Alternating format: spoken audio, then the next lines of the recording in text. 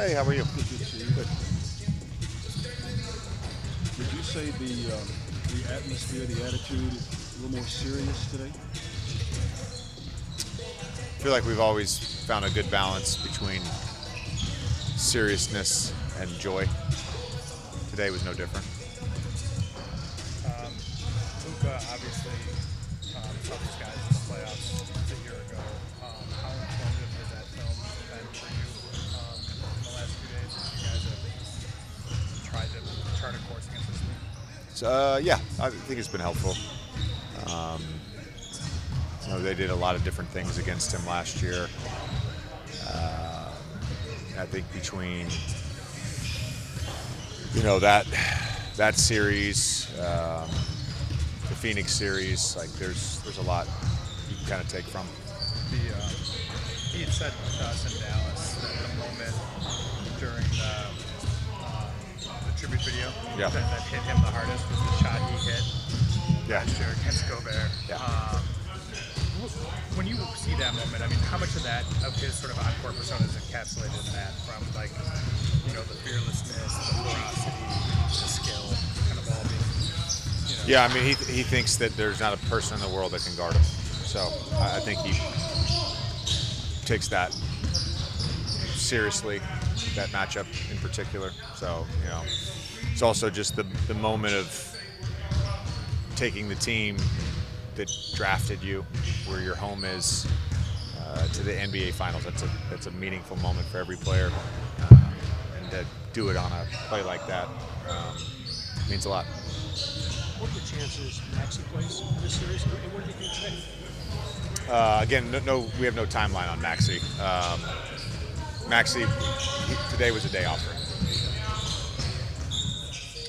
The fans kind of got a kick out of the fact that the Wolves had Joe Ingles as the practice player trying to mimic Luka Doncic in their preparation. Who do you guys have playing Ant Edwards? It was a couple different guys today. What's up? Who were the couple Ant Edwards proxies? Who were the couple? Oh, guys? for today, it was Shake and Bronny. Do you think that's kind of obviously it's serious you're trying to prep? Is that a fun exercise at all? Having not just for the team to get ready, but for the practice players who might not get. Yeah, I don't know. I don't know because it's not part of NBA culture anymore to do a scout team. Which when I was early in my career and not playing, I was on the scout team every single game in the regular season. So I always relished the chance to be Ginobili or D Wade or J.R. Smith. I could take all the shots, but it's very uncommon you do that during the regular season. So I don't even know if these guys are used to that, but it's something we'll implement. Again tomorrow as well. Julius Randle didn't play the last time the Lakers faced Minnesota. Luka was already part of the team.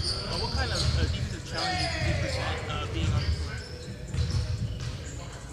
I mean, he's can score the basketball. I think his ability to pass out of isolations and pass out of the post is a really underrated skill that he has.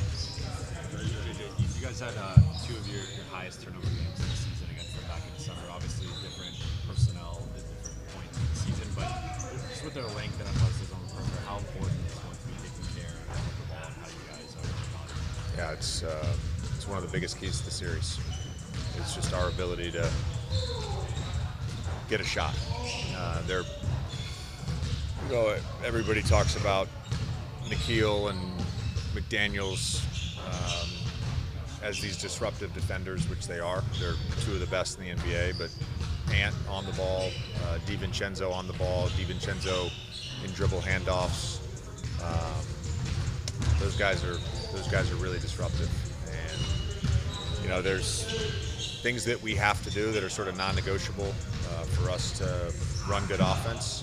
And I think beyond just, hey, this guy's ball hawking me, there's other parts of it that lead to turnovers that we just have to have really good awareness with. How about and the others yesterday? You mentioned this pull-up too. You're thinking overall something that was wrong with the past couple seasons. Where have you made this look as a playmaker, particularly when it seems to do sitting? Yeah, I've seen enough over the last 2-3 months Either in the last few days or just from watching games. You know, he's become a very willing passer, and I think the makeup of their team allows him to just get off the ball because they can hurt you in so many ways when you do put 2 on the ball with him. That eventually you're going to go back to single coverage. I mean, that's what makes their team so dangerous. You know, they can play a lineup with Randall, Reed, DiVincenzo, Alexander Walker, and him, where you have a lot of defense and you have a lot of shooting. So a lot of optionality. Preparing for your first playoff game as a coach, you were just talking about when you got 31 as your career high. You know, you playing. Just when you play, people don't realize that like how short of a time that feels like. So how is it for you, you know, going into your first playoff game as a coach? Yeah, I mean, I've said this kind of all year. Like every experience this year has been simultaneously different but the same. And you know, my job and my role is different than it was in the 14 years I played in the playoffs as a player. But a lot of this feels familiar. It's just the job I have to do is a little different.